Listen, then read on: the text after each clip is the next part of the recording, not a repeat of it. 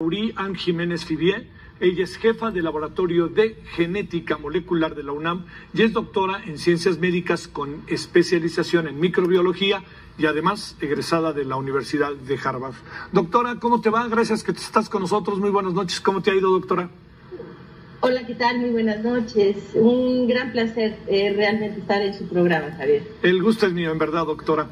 Primero déjame preguntarte, doctora, ¿Qué has hecho o qué has venido trabajando todo este tiempo? Además de que sé que das clases, todo esto que se está haciendo ahorita, todos están tratando de acomodar sus vidas, alumnos, estudiantes y tus investigaciones. Pero ¿cuáles son los hallazgos que has tenido en las investigaciones que has hecho sobre COVID que valga la pena compartir, doctora? Sí, bueno, he estado desde que inició la pandemia y viendo cómo iba evolucionando la situación en nuestro país, pues esto despertó una preocupación muy grande en mí y sentí que era pues mi obligación o mi deber profesional, moral o llámesele como quieran, contribuir en algo a la situación tan grave que se está viviendo, ¿no? Entonces, bueno, he estado tratando de hacer un análisis crítico de lo que ocurre, de los datos que se dan a conocer, de cuáles son las fallas, si hay algunas virtudes, pues también destacarlas, ¿no? Lamentablemente, pues han sido las menos. Entonces yo, en realidad, pues he estado tratando de recabar información para tratar de entender por qué las estrategias que nuestro país está siguiendo vía las decisiones del doctor Hugo López-Gatell, por qué es que se siguen estas estrategias y cómo se puede contribuir, por lo menos informando, de cómo se puede hacer un cambio para que las cosas mejoren, ¿verdad? ¿Qué encontramos? Yo sé que, digamos, el tema son los muertos, ¿no, doctora? Pero bueno, y los contagiados. Pero, a ver, si lo ponemos en perspectiva de cómo realmente, Laura, están las cosas, tenemos cifras, porque, a ver, dicho de esta manera, se lo diré a la científica. Si uno tiene hechos y tiene información de primera mano, uno puede dictar políticas públicas y uno puede dictar estrategias. Si uno no lo tiene, no lo puede hacer. La pregunta aquí es, ¿estamos teniendo la información lo más cercano a lo que se puede o no estamos teniendo la información precisamente en estos términos, doctora? No, bueno, aquí el problema grave es ese, que se tiene una información de muy mala calidad, se tienen datos de muy, muy mala calidad, por varias razones. La primera es una razón fundamental, que se están subestimando gruesamente las cifras de casos confirmados, desde luego. ¿Por qué? Porque para confirmar un caso se necesitan hacer pruebas. Como se sabe, en nuestro país es el que menos pruebas hace o de los que menos pruebas hacen a nivel mundial. Esto es tanto número absoluto de pruebas como pruebas per cápita, como pruebas por caso confirmado. Estamos hasta abajo de la lista de los 200 y tantos países que reportan pruebas. Entonces, lo que es importante que el auditorio entienda es que solamente si se hacen 100 pruebas, solo tenemos la posibilidad de detectar 100 casos. Si le bajamos a 10, ahora tenemos solo la posibilidad de detectar 10. Entonces, lo que aquí se está haciendo es un número tan limitado de pruebas que realmente se está reportando solo una fracción de la realidad. Esto hace que nuestras cifras pues sean cifras de muy, muy mala calidad, de entrada, de cosa fundamental. Ahora, yo he estado analizando las bases de datos y los datos que se dan a conocer en las conferencias de prensa y encima de todo detecto un problema que es mayor.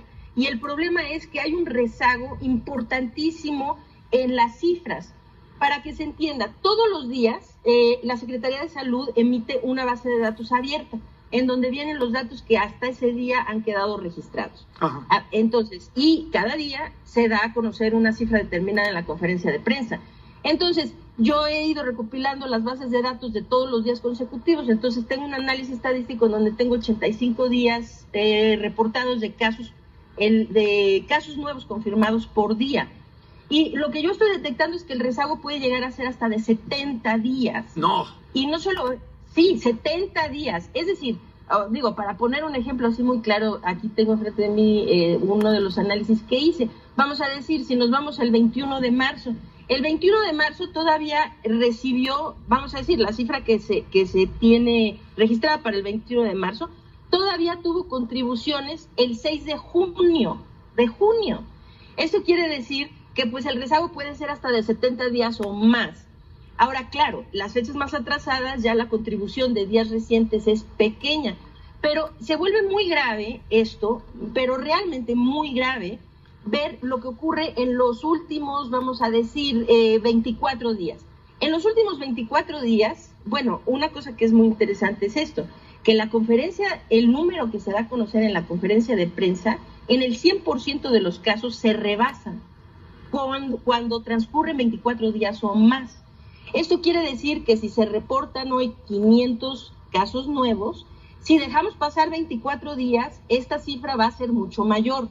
Y cuando digo mucho, me refiero mucho. En promedio de 85 días, todos los días se rebasaron después de 24 días, pero se rebasaron no por un poco, sino en promedio por 91%. Quiere decir que un día que se reportó, vamos a decir, 500 casos nuevos, pues al transcurso de un mes o cerca de un mes, ahora en lugar de 500 son cerca de 1000. Sí, no sé si me está explicando. Sí. Entonces, bueno, aquí el problema serio es lo siguiente. ¿Para qué sirven los números? Es decir, los números son meramente informativos, son para que nosotros como sociedad sepamos, para que ustedes como medios de comunicación den sus reportes. No, los números no sirven, no tienen un objetivo meramente informativo. Estamos en una crisis sanitaria, en una emergencia sanitaria. Entonces, si los números no sirven para tomar acciones, sí, claro, o medidas de política pública, de salud pública, ¿no?, que sean conducentes a salvar vidas, entonces no sirven para nada. Porque es decir, pues el histórico, pues qué bueno, se puede reportar un histórico, ya lo podemos saber dentro de 6 meses cuánta gente se murió, ¿no? Pero no es importante saberlo dentro de 6 meses, es importante. ¿Por qué es tan importante? Porque de los últimos días nos podrían estar diciendo dónde hay un brote, para que ahí se vaya a ejercer alguna acción, en dónde están empeorando las cosas, cuándo están empeorando, si es que están mejorando. Y ahora que está todo esto tan en boca de todo mundo, lo de los semáforos epidemiológicos, vamos a decir, para cambiar de una luz a otra, pues no tendría que ser una decisión arbitraria, tendría que ser una decisión informada en la evidencia que se tiene de cómo avanza la pandemia. Entonces, pues si no se tiene la evidencia de que hay una declinación, pues no se tendría por qué abrir nada, ni la gente salir, ni hablar de cambios de luces, ¿verdad? Uh-huh. Pero el detalle es que no lo saben porque hay un rezago que va casi 24 días atrás, muy importante, 24 días atrás. Inservibles los datos, 12 días. Inservibles 12, un rezago muy importante, 24 días. Y hay un rezago que quizá ya es poco, en el sentido de que ya se contribuye poco a los días previos, que rebasa los 70 días. Oye, entonces, doctora, es un problema muy importante. Doctora, a ver, digamos, quiere decir, a ver si puedo, ¿no?, con peras y manzanas, quiere decir que la información que nos dieron hoy, que pareció, además otra vez muy fuerte, ya sabes, más de 700 personas fallecidas, en fin, ¿no?, la curva otra vez progresiva o ascendente, como se le quiera decir. Quiere decir que esa información no es precisa para este día. No lo es. De hecho, esa información, vamos a decir, hoy decimos 700 personas. Esas 700 personas, en la base de datos ahorita hay registrados 2 personas muertas para el día de hoy. O sea, la base solo registra como 2 o 3 personas muertas hoy. Entonces, esto quiere decir que para saber cuánta gente se murió hoy, la cosa es tan ineficiente, la forma de manejar los datos es tan ineficiente que para saber cuánta gente murió hoy vamos a tener que esperar por lo menos un mes para saber cuánta gente murió hoy. A ver, doctora, entonces vamos a poner... A ver, doctora, déjame plantearte, pero entonces, ¿por qué nos dicen con tanta certeza, tantos infectados, el gran total es esto, cada estado de la República Mexicana, y además te dicen 708 personas fallecidas de ayer a hoy, o de cuándo a hoy, para decirlo claro? Sí, Se murieron 708 personas, sí, es cierto. Se murieron 708 personas, pero no hoy. Hoy están reportando la muerte de 708 personas que pudieron haber ocurrido hasta 70 días atrás. Claro, claro, ¿sí? claro. Es decir, que esas 700 personas pudieron haber muerto en el mes de abril o de marzo. Y hoy apenas es que se están poniendo las pilas para esto, ponerlo en la base de datos y reportarlo en la conferencia de prensa. Oye, quiere decir, doctora, que vamos a partir de un supuesto. Al final del mes de junio, las cifras tendrían que ser por mucho alarmantes en función de que creció la presencia del virus y seguramente creció el contagio y pasaron hasta los días de los 14 o 15 días de cuarentena. Presumo que vamos a tener al final de mes cifras como para quedarnos en rojo todavía un buen rato, ¿no? Bueno, así debería de ser.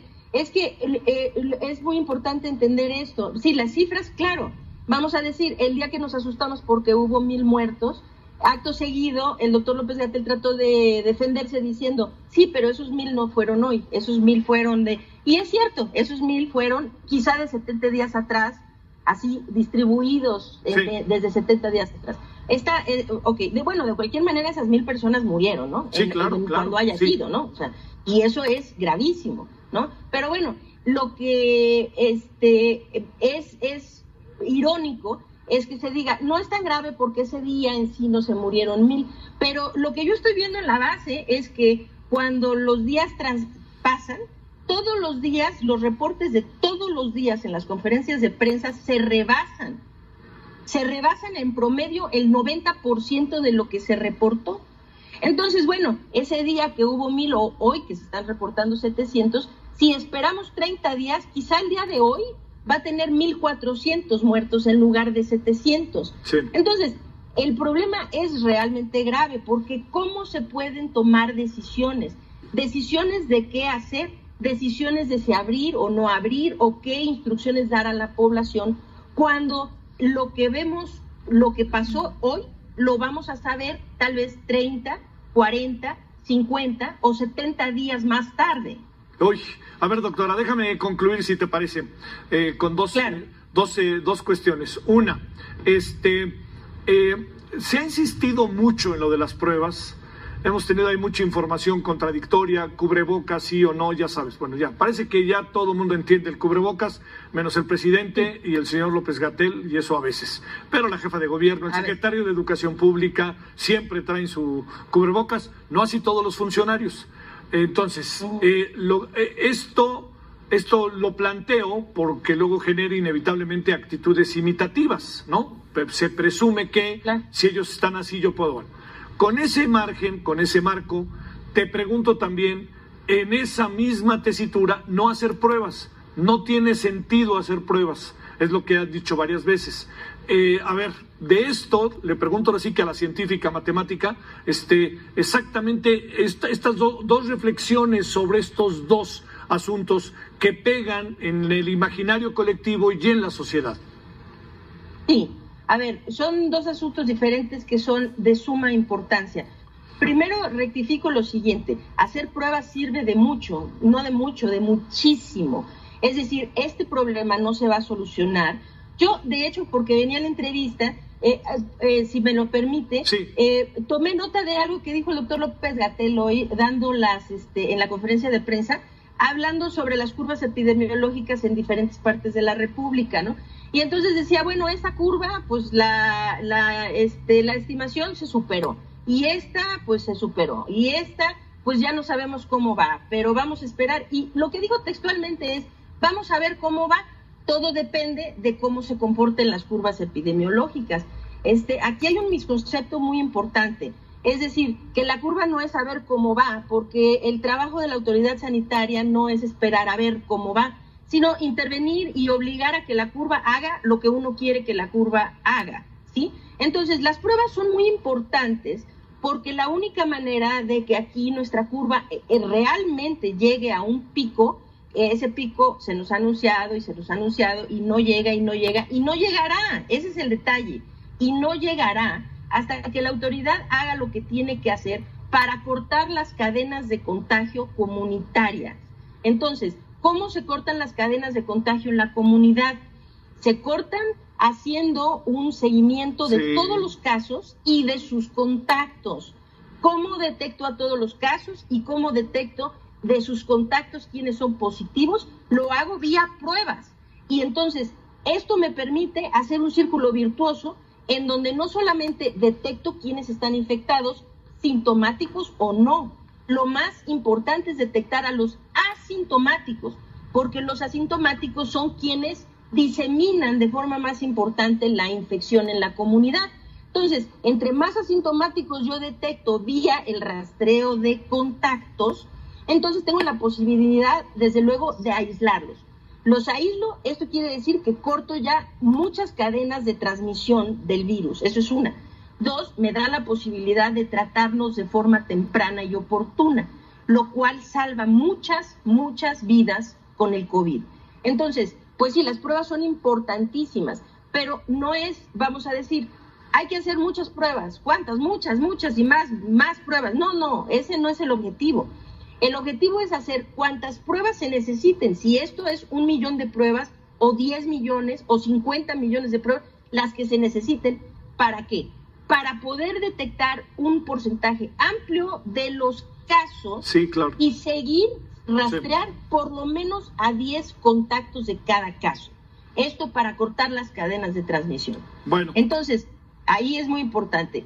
Nada más para finalizar, lo del cubrebocas es algo de veras muy importante. Ahorita lo único que puede hacer una diferencia en la comunidad es que la gente se concientice. Si van a salir de su casa, necesitan portar un cubrebocas en todo momento. Esto va a hacer una diferencia muy grande en el número de contagios y desde luego eso repercutirá en el número de defunciones. Doctora, muy agradecido que estuviste con nosotros. En verdad te agradezco mucho, Lauri, que hayas estado esta noche aquí con nosotros. Nada que agradecer, al contrario, un verdadero placer. Gracias, Lauri. Te volveremos a buscar, por cierto. Bueno, vámonos con más información aquí en